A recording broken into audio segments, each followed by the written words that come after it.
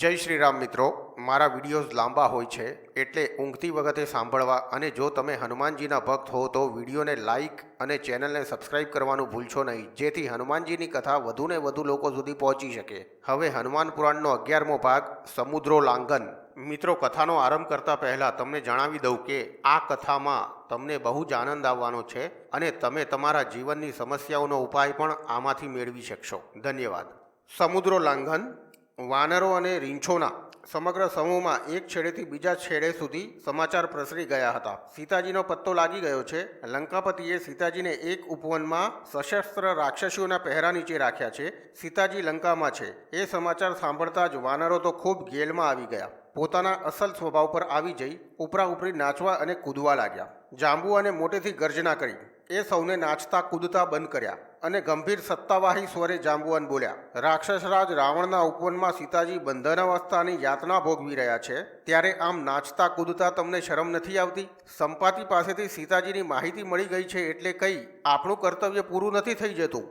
આ તો હજી પાશેરામાં પહેલી પૂણી છે. કપરું કર્તવ્ય તો હવે જ શરૂ થાય છે. 100 યોજન દૂર લંકામાં જવા કોણ તૈયાર છે? આ કઈ વડના ટેટા ખાતા ખાતા ચીચિયારીઓ પાડવા જેવું સહેલું કામ નથી. લોઢાના ચણા ચાવવાના છે. ચણા ચાવતા ચાવતા દાંત ભાંગી જાય એમ છે. જાંબુવાનની વાણી સાંભળી સૌ વિચારમાં પડી ગયા. 100 યોજન સુધીનો પાણીનો પંથ કાપીને લંકામાં પહોંચવાની વાત સાંભળીને જ ઘણા તો હબકી ગયા. ફરી પાછું હતાશાનું ઘેરું મોજું ફરી વળ્યું.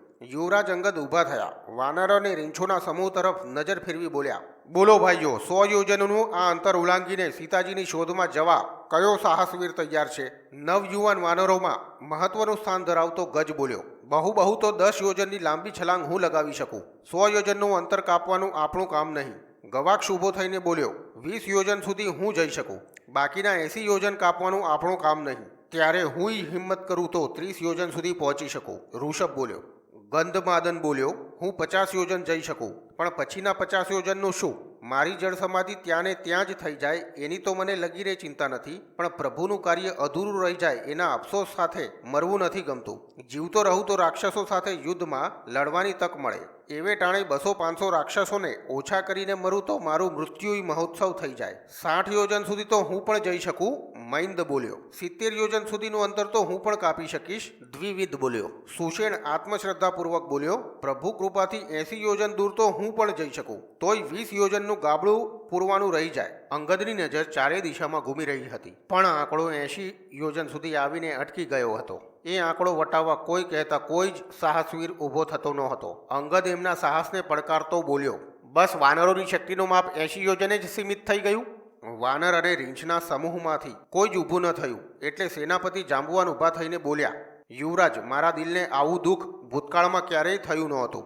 મારી વૃદ્ધાવસ્થા અત્યારે મને ખૂબ જ ભારરૂપ લાગી રહી છે. શરમથી મારું મસ્તક નીચું ઢળી જાય છે. રામજીના કામમાં આ દેહ નથી આવી શકતો એનો આઘાત કાતિલ કટારી માફક મારા કાળજાને કાપી રહ્યો છે. રીંછરાજ જાંબુવાનની વાણી સૌ એકાગ્ર બનીને સાંભળી રહ્યા હતા. વૃક્ષની નાની સરખી ડાળી પડે તો એનો અવાજ પણ સ્પષ્ટ સાંભળી શકાય એવી શાંતિ ત્યાં છવાઈ ગઈ હતી. થોડીવાર જાંબુવાન અતીતના ઊંડાણમાં ખોવાઈ ગયા. અતીતમાં ડૂબકી મારી બહાર આવ્યા ત્યારે એમના મુખ પરની વ્યગ્રતા વધુ ઘેરી બની હતી. પોતાની અધૂરી વાત આગળ ચલાવતા જાંબુવાન બોલ્યા, રાક્ષસરાજ બલીને દાનમાં રોળવા ભગવાને વામનમાંથી વિરાટ રૂપ ધારણ કર્યું હતું ત્યારે હું ત્યાં જ હતો. 7 વાર મેં ગગનમાં ઉડીને એ વિરાટની પ્રદક્ષિણા એકી સાથે કરી હતી, પણ ત્યારે તો હું યુવાન હતો. સાહસ અને યુવાનીનો સથવારો હતો. અત્યારે વૃદ્ધત્વને ટેકે સાહસ પાંગળું બને છે. છતાં પ્રભુનું નામ લઈને હું છલાંગ મારું તો 90 યોજન અંતર તો હજી એ જરૂર કાપી શકું. વડીલ, આપની આ અગાધ શક્તિ રાક્ષસ સેનાના દાંત ખાટા કરવા માટે અત્યારે અનામત રાખો. અત્યારે તો આપણે 100 યોજનનું અંતર કાપી સીતાજીની શોધ કરી આવે એવા સાહસવીરની જરૂર છે. હું એ સાહસ કરું તો 100 યોજનની છલાંગ મારી શકું એમ છું, પણ એટલેથી કંઈ કાર્ય સિદ્ધ થાય એમ નથી. કેમ 100 યોજનનું અંતર કાપ્યા પછી બીજું કયું નડતર નડવાનું છે? એક બટક બોલો વાનર ઊભો થઈને બોલ્યો. જરાય ઉશ્કેરાયા વિના શાંત સ્વરે અંગદ બોલ્યો, ભાઈ, લંકાનગરી એ કંઈ બોડી બામણીનું ખેતર નથી કે 100 યોજનનું અંતર કાપી નાખ્યું એટલે આપણે સીધા સીતા માતા પાસે વિના રોકટોક પહોંચી જઈએ. લંકાનગરીની રક્ષાનો ખૂબ પાકો બંદોબસ્ત રાવણે કરેલો છે. કુંભકર્ણ જેવો પરાક્રમી ભાઈ અને ઇન્દ્ર જેવા ઇન્દ્રને પરાજિત કરી દશાનંદ પાસે બંધનાવસ્થામાં ઉપસ્થિત કરનારો પુત્ર મેઘનાદ લંકાની અંદર વનની સાધારણ હિલચાલ પર ચાંપતી નજર રાખી રહ્યા છે. હું ત્યાં જાઉં તો મને એ જીવતો જ ન છોડે. મારા પિતાજીએ 6 મહિના સુધી રાવણને બગલમાં દબાવી રાખ્યો હતો. પોતાના પિતાની એ અવહેલનાનો બદલો મારી હત્યા કરીને લીધા વિના એ ન રહે. ઘેર બેઠા બેઠા વેર વસૂલ કરવાનો સરસ અવસર એ ન જ જવા દે. ભાઈઓ, મને મૃત્યુનો ડર નથી. મૃત્યુથી હું ડરું છું એટલે જવા માટે આ દલીલબાજીના આટાપાટા ખેલી રહ્યો છું એવી બ્રહ્મણા કોઈ રાખશો નહીં. જાનકી માતાને મળી એમનો સંદેશો લઈ હું પાછો ન ફરી શકું તો આ બધી મહેનત વ્યર્થ છે. અત્યારે આવી કટોકટીની વેળાએ તો લંકા જઈને કાર્ય સિદ્ધ કરીને પાછા ફરે એવા શક્તિશાળી સાહસ મૂર્તિની જરૂર છે. જાંબુવાન તરત જ બોલી ઉઠ્યા, બેટા, તારામાં 100 યોજન છલાંગ મારી પાછા ફરવાની શક્તિ હોય તો પણ હું તને અનુમતિ આપવા ક્યાં તૈયાર છું. તું તો યુવરાજ છે, કિષ્કિંધા સામ્રાજ્યનો ભાવિ સમ્રાટ છે. શત્રુઓના સમૂહમાં તને એકલો મોકલું ને તને કંઈ થાય તો મારે રામજીને શો જવાબ આપવો? તો પછી જાનકીજીની શોધ થઈ રહી. અંગદ નિરાશાજનક સ્વરે બોલ્યો, હવે માત્ર 4 જ દિવસની અવધિ બાકી રહી છે. વાનર અને રીંછ સાહસવીરોની શક્તિનું માપ તો આપણે કાઢી લીધું છે. હવે આપણી પાસે અનશન દ્વારા પ્રાણ ત્યાગ કરવા સિવાય બીજો કોઈ જ ઉપાય બાકી રહ્યો નથી. અંગદ તરફ જોઈ ઉત્સાહભર્યા સ્વરે જાંબુવાન બોલ્યા, બેટા, હું તારા જેટલો હતાશ હવે નથી થઈ ગયો. ભૂખે પ્રાણ કાઢી નાખવાની જરૂર તો ત્યારે પડે કે જ્યારે આપણામાંથી કોઈ લંકા જઈને સીતાજીની ભાળ આપવામાં નિષ્ફળ નીવડે. પણ આપણી આ સેનામાં રામજીનું કાર્ય સિદ્ધ કરી શકે એવો એક પરાક્રમી યોદ્ધો છે. જાંબુવાનની વાત સાંભળી સૌ અચંબામાં પડી ગયા. અંગદ ઉછળીને ઊભો થતા બોલ્યો, કોણ છે એ પરાક્રમી યોદ્ધો? અત્યાર સુધી વાત કેમ કરતો નથી? હનુમાનજી તરફ દ્રષ્ટિ સ્થિર કરી જાંબુવાન બોલ્યા, મહાવીર, તું આમ શાંત કેમ બેસી રહ્યો છે? સીતાજીની શોધમાં પ્રયાણ વખતે વાનર સમ્રાટ સુગ્રીવે કહેલી વાત તું આટલી જલ્દી ભૂલી ગયો બેટા? માત્ર તું એક જ 100 યોજન દૂરનું આ અંતર પાર કરીને લંકા સુરક્ષિત પહોંચી શકે એમ છે. હું? ચમકીને હનુમાનજી બોલ્યા, 100 યોજન લાંબી છલાંગ મારાથી કઈ રીતે મારી શકાશે? હનુમાનજીની વાણીમાં વિવશતા હતી. જાંબુવાન બોલ્યા, બેટા, તારો વેગ તો પવન સાથે સ્પર્ધા કરે એવો છે. તું પવન પુત્ર છે. 100 યોજનની છલાંગની વાત ક્યાં કરે છે? તું સાવ નાનો હતો ત્યારે ફળ સમજી છલાંગ મારી સૂર્યદેવ સમક્ષ પહોંચી ગયો હતો. ગગનમાં સૂર્યદેવની સન્મુખ રહી પાછળ ગતિ કરતા કરતા તે એમની પાસે વિદ્યાભ્યાસ કર્યો હતો. લંકા પહોંચવું એ તો તારા માટે ડાબા હાથના ખેલ જેવું સરળ કામ છે. લંકાપતિ રાવણના 10 મસ્તક તોડવાની તારી ભુજામાં શક્તિ છે. મેઘનાદ, કુંભકર્ણ અને બીજા રાક્ષસ યોદ્ધાઓને તો ચાંચળની માફક ચપટીમાં ચોળી નાખવાનું તારામાં સામર્થ્ય છે. તારા માટે કોઈ જ કામ અશક્ય નથી મહાબલી. ભગવાનના કાર્ય માટે તો તારો અવતાર થયો છે રુદ્રદેવ. પ્રયાણ વેળાએ સુગ્રીવે હનુમાનજીને કરેલી વાત મહામુનિના શાપના લીધે બિલકુલ ભૂલાઈ ગઈ હતી. કાચબાના બધા અંગો જ્યારે સંકોચાઈ જાય છે ત્યારે ઢાલ જેવી એની પીઠ નીચે એ ગુપ્ત રહે છે. હનુમાનજીની સઘળી શક્તિઓ શાપના આ કોચલામાં વીંટળાઈને બેઠી હતી. જાંબુવાને રુદ્રદેવનું સંબોધન એમને કર્યું એટલે તરત જ એમને એમની અસલી શક્તિનું ભાન થઈ ગયું. અંતરમાં બેઠેલું પૌરુષ પ્રકટ થઈને એમને પડકારવા લાગ્યું. ચોંકી ઉઠેલા હનુમાનજીને વધુ ચોંકાવતા જાંબુવાન બોલ્યા, અલ્યા હનુમાન, તું સુગ્રીવની વાત ભૂલી ગયો એ વાત તો જવા દઈએ, પણ સ્વયં પ્રભુએ આપેલા આશીર્વાદ પણ તું ભૂલી બેઠો. જરા યાદ કર, પ્રભુથી વિખૂટા પડતી વખતે પ્રભુએ તને શું કહ્યું હતું? આ કાર્ય તારા દ્વારા જ થશે એવી તારા પ્રત્યેની પ્રભુએ દર્શાવેલી શ્રદ્ધાનો દીવો પણ તું બુઝાવવા બેઠો છું. દશાનંદ જેવા તો 10 દૈત્યોને હણવાની તારામાં શક્તિ છે. તું આમ માયકાંગલાની માફક શું બેસી રહ્યો છે? જાંબુવાનની વાણીએ હનુમાનજીને બરાબરનું પાણી ચડાવ્યું. બાહાય કોચલું તૂટી પડતા એમની અંદરની શક્તિ ચેતનાના સહસ્ત્ર ફુવારા માફક ફૂટી નીકળ્યા. હનુમાનજી આવેશમાં આવી જઈ ઊભા થઈ ગયા. ધનુષ બાણની માફક ભ્રકુટી ખેંચાઈ ગઈ. શરીર પહાડકાય બની ગયું. એમણે વીર હાંક કરીને ગર્જના કરી કે પર્વત આખામાં એના પડઘા અનેક ગણા થઈને ગુંજી ઉઠ્યા. ધરતી કંપી ઉઠી, દિશાઓ ધ્રુજી ઉઠી, દિક્પાળો ભયભીત બની ગયા. જાણે સુવર્ણનો પહાડ સાકાર થઈને ઊભો હોય એવા હનુમાનજી દીપી રહ્યા હતા. ગર્જના કરતા હનુમાનજી બોલ્યા, જાંબુવાનજી, પ્રભુ કૃપાથી હું આકાશના ગ્રહો અને નક્ષત્રો ઓળંગી જઈ એમનેથી એ દૂર જવા તૈયાર છું. કહેતા હું તો સમસ્ત સમુદ્રને શોષી લઉં, પૃથ્વીના ચૂરે ચૂરા કરી નાખું, લાતોના પ્રહારોથી પર્વતોના ભૂકા બોલાવી દઉં. આ તુચ્છ સમુદ્ર મારી સમક્ષ તો ખાબોચિયા જેવો છે. હવે મને આજ્ઞા કરો કે મારે શું કરવાનું છે? તમારી આજ્ઞા હોય તો લંકાને દડાની માફક ઉછાળીને સાગરમાં ફેંકી દઉં. સીતા માતાને અહીં લઈ આવો. કહેતા હો તો રાવણ સહિત સમગ્ર લંકાને ભસ્મીભૂત કરી નાખો. આપની આજ્ઞા હોય તો રાક્ષસરાજ રાવણને બકરાની માફક ગળે દોરડું બાંધી રામજીના ચરણો સમીપ ખેંચી જાઓ. કહો તો રાક્ષસોની સમસ્ત જમાતને જ ધરતી પરથી કાયમ માટે નેસ્ત નાબૂદ કરી નાખો. કહેતા હો તો જાનકી માતાના દર્શન કરીને તરત જ પાછો ફરી જાઓ. હનુમાનજીની આ વીરવાણી સાંભળી સમગ્ર વાનર સેનામાં ઉત્સાહનું મોજું ફરી વળ્યું. બજરંગબલીનું આવું વિરાટ સ્વરૂપ કોઈએ અત્યાર સુધી જોયું નહોતું. બજરંગબલીની આ વિરાટ મૂર્તિની સૌ જબરી શેહ ખાવા લાગ્યા. પ્રસન્ન ચિત્તે જાંબુવાન બોલ્યા, વત્સ, તું સર્વસમર્થ છે. શક્તિમાં અને ભક્તિમાં તારી બરોબરી ત્રિલોકમાં કોઈ જ કરી શકે એમ નથી. પણ સાથે સાથે તું રામજીનો દૂત છે, એ વાત પણ તારે યાદ રાખવાની છે. સેવકનું પરમ કર્તવ્ય છે કે સ્વામીની આજ્ઞાનું પાલન કરવું. આપણે પંપાપુરથી પ્રયાણ કર્યું ત્યારે રામજીએ આપણને માત્ર સીતાજીની ભાળ કાઢી લાવવાનો જ આદેશ આપ્યો હતો. સીતાજીની શોધના સમાચાર આપણે રામજીને પહોંચાડી દઈશું. પછી તો રામજી કહે તેમ કરવાનું. એટલે અત્યારે પૂરતું તો સીતાજીને શોધી કાઢી એમના દર્શન કરી આવો. મારી ધારણા છે કે સીતાજીના સમાચાર મળતા જ યુદ્ધની તૈયારી કરી તરત જ લંકા પર આક્રમણ કરવા રામજી નીકળી પડશે. ત્યારે રાક્ષસરાજ રાવણને અને રાક્ષસ સમૂહને ઠેકાણે કરી નાખવાની તમને યોગ્ય તક મળશે. શ્રી રામજી અસુરકુળનો ઉદ્ધાર કરશે. પ્રભુ કાર્યમાં સહાયક થવાનો સૌને યશ મળશે. અમે સૌ વરસાદની માફક તમારી પ્રતીક્ષા કરી રહ્યા છીએ. તમે જાનકી માતાના સમાચાર લઈને પાછા ફરશો ત્યારે અમારા ખોળિયામાં પ્રાણ આવશે. જાંબુવાને પ્રણામ કરી એમના આશીર્વાદ મેળવી પૂર્વ દિશા તરફ મુખ કરી પિતા પવનદેવને હનુમાનજીએ પ્રણામ કર્યા. પછી પ્રભુ નામનું સ્મરણ કરી વાનરો અને રીંછો તરફ ફરીને હનુમાનજી બોલ્યા, ભાઈઓ, રામજીની કૃપાથી રામજીના બાણની ગતિએ હું લંકા પહોંચી જઈશ. જાનકી માતાના દર્શન કરી તરત જ અહીં પાછો ફરીશ.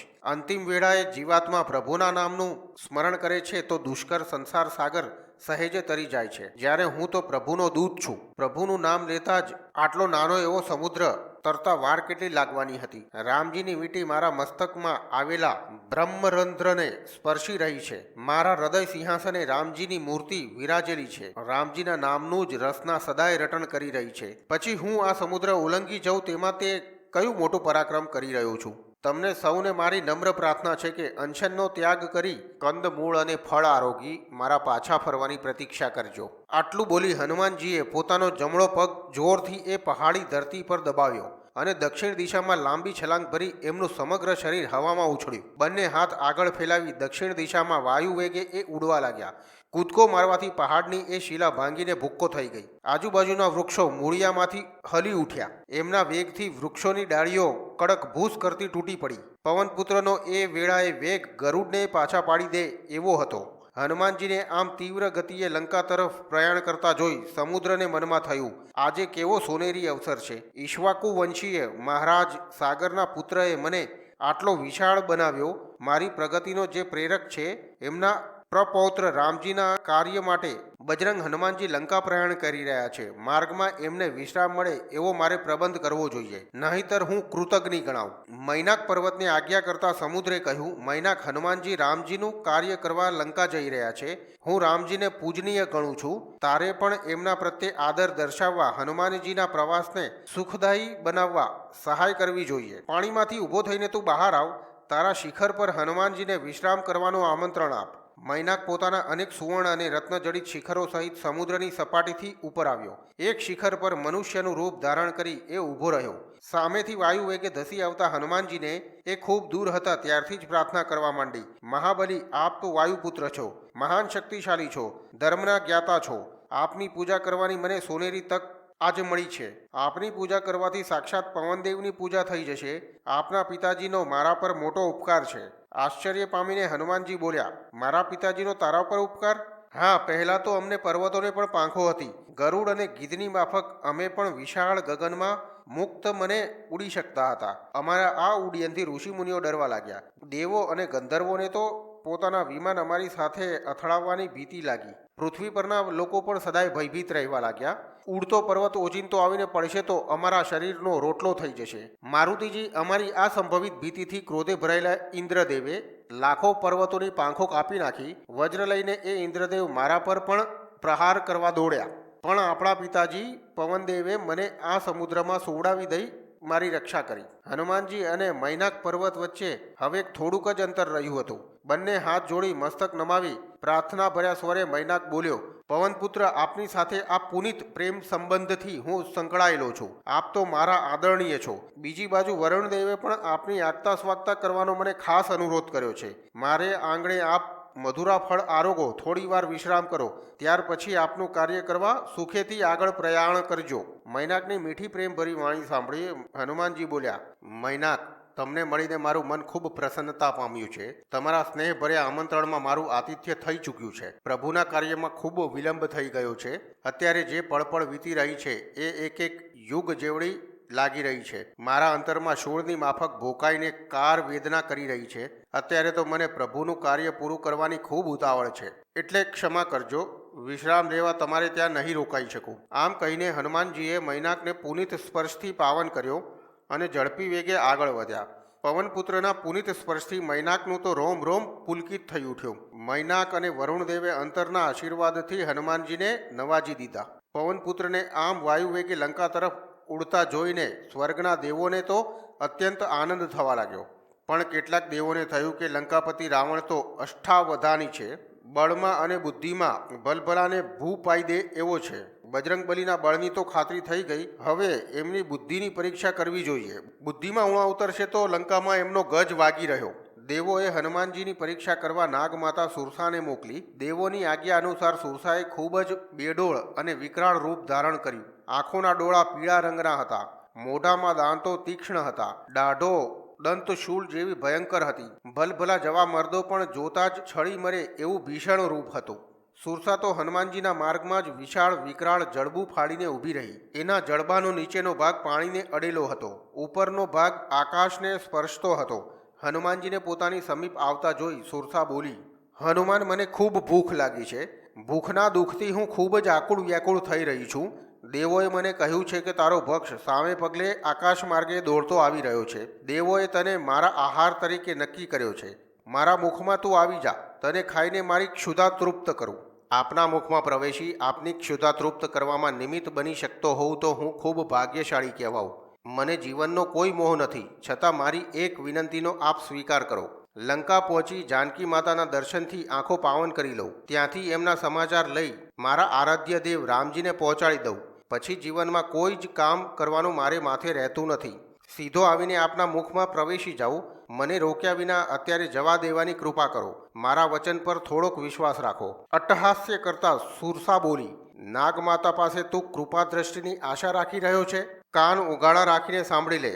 વિશ્વાસથી કોઈનું પેટ ભરાતું નથી. પેટ તો ભરાય છે આહારથી, અને મારો આહાર અત્યારે તો તું જ છે. ચાલ ઝટ કર, મારાથી હવે ભૂખ્યા રહી શકાતું નથી. મારા પેટમાં જઠરાગ્નિ ખૂબ જ સતેજ થયો છે. જો તમે મારી વાત માનવા જ તૈયાર ન હો તો પછી મારે આપનો ભક્ષ બન્યા વિના છૂટકો જ નથી. ભલે રામજીનું કાર્ય અધૂરું રહેતું, વિધાતાની એવી જ મરજી હોય તો એમાં મારું શું ચાલવાનું હતું? દેવી, આપ મોઢું પૂરું ખોલી નાખો. સેવક એમાં પ્રવેશવા તૈયાર છે. આપની ક્ષુધા સંતોષવા આ દેહ કામમાં આવી જતો હોય તો હું એમાં રાજી છું. હનુમાનજીએ આત્મસમર્પણ કરવાની તૈયારી બતાવી એટલે સુરસાના આનંદની અવધિ ન રહી. હનુમાનજીને ગળી જવા સુરસાએ હનુમાનજીના શરીરથી સવાયું મોઢું પહોળું કર્યું. સુરસાનો ખુલ્લો મુખ દ્વાર અતિ વિશાળ ગુફા જેવું લાગી રહ્યું હતું. હનુમાનજીએ અંદાજ લગાડ્યો તો એનો વિસ્તાર પૂરા 1 યોજનનો લાગ્યો. હનુમાનજીએ પોતાનું શરીર 2 યોજન જેટલું વધારી દીધું. સુરસા વિચારમાં પડી ગઈ, આ તો મારા માથાનો નીકળ્યો. એનો આહાર હું ન કરી શકું એટલે મારા મુખના વિસ્તાર કરતાં પોતાના શરીરનો વિસ્તાર ઉત્તરોત્તર વધારતો જાય છે, પણ હુંય કંઈ કમ નથી. મનમાં આમ વિચારીને સુરસાએ મુખનો વિસ્તાર 3 યોજનનો બનાવી દીધો.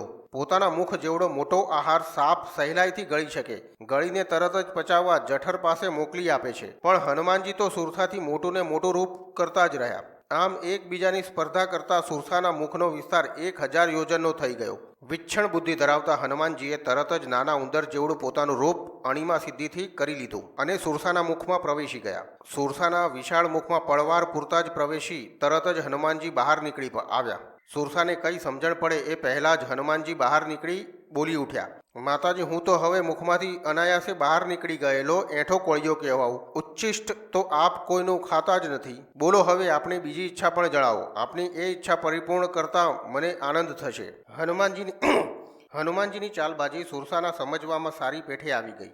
સુરસા પોતાનું અસલ રૂપ ધારણ કરતા પ્રસન્ન વદને બોલી, હનુમાન, તારી પરીક્ષા કરવા મને દેવોએ મોકલી હતી. હવે મને તારા બુદ્ધિબળની પાકી ખાતરી થઈ ગઈ છે. તું તો રાવણ જેવા રાવણને વેચી ચણા ખાઈ જાય એવો ચકોર છે. જા ભાઈ જા, હવે તો જલ્દી લંકા ભેગો થા. તું મારી પરીક્ષામાં સફળ થયો છું. રામજીનું કાર્ય કરવામાં પણ તને જ સઘળો યશ મળશે. મારાય અંતરના આશીર્વાદ છે. તારો માર્ગ મંગળમય હો. તું હવે ખુશીથી લંકા તરફ જવા પ્રયાણ કર. સફળતા તારા સફળતા તારું ભાવભીનું સ્વાગત કરવા તૈયાર છે. તારા માર્ગમાં આવતા સઘળા વિઘ્નો વિઘ્ન વિનાયક ભગવાન દૂર કરે એવી હું પણ એ વિઘ્નહર્તાને પ્રાર્થના કરું છું. નાગમાતા સુરસાને હનુમાનજીએ પ્રણામ કર્યા. સુરસા સ્વર્ગલોકમાં વિદાય થઈ. ગતિ અવરોધ માર્ગમાંથી હટી જતા હનુમાનજીએ આગળ પ્રયાણ કર્યું. નાગમાતાના અવરોધથી પ્રવાસમાં વિલંબ થયો હતો એટલે હનુમાનજીએ ગતિમાં વધારો કરી લંકા બાજુ ઉડવા માંડ્યું. એમના મનમાં અત્યારે લંકા જલ્દી પહોંચવાના વિચાર જ ચાલી રહ્યા હતા. જાનકી માતાના દર્શનની તાલાવેલી લાગેલી હતી, પણ એમની આ પવનવેગી ગતિ એકાએક રોકાઈ ગઈ. જાણે કોઈએ મૂઠ મારી ન હોય. એક ડગલું પણ હનુમાનજી આગળ વધી શક્યા નહીં. સમગ્ર શક્તિ લગાડવા છતાં આગળ ન વધી શકાયું. એટલે હનુમાનજીએ ગગનમાં નજર ફેલાવવા માંડી. કોઈ દેવ તો ફરીથી મારી પરીક્ષા લેવા આવ્યો નથી ને? સુરસાને ગયે હજી પળ પણ વીતી નથી. કોઈ દેવી શક્તિ તો ગતિ નથી રોકી રહી ને? પણ આકાશ તો ચોખ્ખું હતું. હવે હનુમાનજીએ નીચે સમુદ્રમાં વહેતા જળ તરફ નજર કરી. કોઈ ઋષિમુનિ જળમાં રહીને તપ કરતો હોય અને એની તપશ્ચર્યામાં અનાયાસે હનુમાનજી દ્વારા કદાચ વિઘ્ન આવ્યું હોય. માત્ર ગતિ જ નહોતી અવરોધાઈ, સાથે સાથે જળમાંથી કોઈ પોતાને નીચે ખેંચી રહ્યું હોય એવો અનુભવ થવા લાગ્યો. ખૂબ જ ધ્યાનથી મહાસાગરના વહેતા જળ તરફ જોવા માંડ્યું. પાણી શાંત થતાં પાણીની નીચે કોઈ હોય તો પણ સ્પષ્ટ દેખાઈ શકે એમ હતું. પાણીની નીચે એક ભયંકર રાક્ષસી હતી. પાણીમાં પડતી હનુમાનજીની છાયાને એ રાક્ષસીએ બંને હાથથી મજબૂત પકડી રાખી હતી. દાંત ભીસી સઘળું જોર લગાવી છાયાને પાણીની અંદર ખેંચવા પ્રયત્ન કરી રહી હતી. રાક્ષસીનું આ દુષ્ટ કૃત્ય જોઈ મારુતિનો ગુસ્સો સાતમે આસમાને પહોંચી ગયો. એમને રાક્ષસી પર ખૂબ દાજ ચડી. જળના જીવોથી પણ એનું પેટ ભરાતું નથી. જળમાં તો પાર વિનાના જીવો છે. આકાશમાં ઉડતા કેટલાય પંખીઓની છાયા પકડી પાણીમાં પટકી ઉદર તૃપ્તિ કરતી હશે. હનુમાનજી હવે પોતાને આકાશમાં રોકી રાખવાને બદલે નીચે સાગરમાં કૂદી પડ્યા. કૂદકો મારવામાં સમગ્ર શક્તિ લગાવી દીધી હોવાથી અને કૂદકો રાક્ષસીના મસ્તકનું નિશાન લઈને જ મારેલો હોવાથી હનુમાનજીના પદ પ્રહારથી રાક્ષસીનું મસ્તક ચીરાઈ ગયું. સમુદ્રનું જળ રાક્ષસીના રક્તથી લાલચોળ બની ગયું. રાક્ષસીના નિશ્ચેતન બનેલા દેહનું ભક્ષણ કરવા જળચરો એને ફરતા વીંટળાઈ વળ્યા. હનુમાનજીએ લંકા તરફનું પ્રયાણ ગગન માર્ગે આગળ ચલાવ્યું. મનમાં વિચારવા લાગ્યા, નાગમાતા સુરસાએ આપેલા આશીર્વાદ ફળ્યા. બરાબર આ જ વખતે દેવોના વિમાનો આકાશમાં ધસી આવ્યા. એક વિમાન તો હનુમાનજીની પાસે ઉડવા માંડ્યું. એ વિમાનમાં બેઠેલા દેવ બોલ્યા, પવનપુત્ર, હવે તો તમારો પ્રવાસ નિર્વિઘ્ને પસાર થશે. અત્યારે સમુદ્રના જળમાં તમે જે રાક્ષસીની હત્યા કરી નાખી એ રાહુની માતા સિંહિકા હતી. એ એટલી બધી બળવાન હતી કે અમે એનો વાળ વાંકો નહોતો કરી શકતા. એટલે તો રાક્ષસ રાજ રાવણે લંકાની ચોકી કરવા એને મહાસાગરમાં રાખી હતી. લંકા ભણી આકાશ માર્ગે આવતી કોઈ પણ વ્યક્તિ કે વિમાનને એની છાયા પરથી પકડી લઈ એ રાક્ષસી એને જળમાં પટકતી હતી. આજે એની હત્યા કરી તમે અમારા ભયને નિર્મૂળ કર્યો છે. ખરેખર તમે પરાક્રમી છો, ધીરજવાળા છો અને બુદ્ધિમાં પણ કુશાગ્ર છો. તમારા આ સર્વોત્તમ ગુણોને અમારા નમન છે. દેવો તો હનુમાનજીને અંતરથી આશીષ આપી વિદાય થયા, પણ હનુમાનજીને વિચાર કરતા કરી દીધા. લંકામાં માત્ર બળથી કાર્યસિદ્ધિ થઈ શકે એમ નથી, એની સાથે કળ પણ જોઈશે. ધીરજ વિનાનું સાહસ નિષ્ફળ નીવડશે, પણ રામજીના આશીર્વાદનું બળ અમોઘ છે. લંકામાં આવનારા અવરોધો સામે એ બળ સબળ અને સફળ પ્રતિકારક બનશે. વિચારમાં ને વિચારમાં ત્રિકૂટ પર્વત ક્યારે પાસે આવી ગયો એની હનુમાનને ખબર ન પડી. એ તો રામજીનું નામ લઈ પર્વતના એક શિખર પર કૂદી પડ્યા. તો મિત્રો, સમુદ્રનું લાંઘન ભાગ અહીંયા સમાપ્ત થાય છે. કૃપા કરીને લાઇક, શેર અને સબસ્ક્રાઇબ કરવાનું ભૂલતા નહીં. જય શ્રી રામ.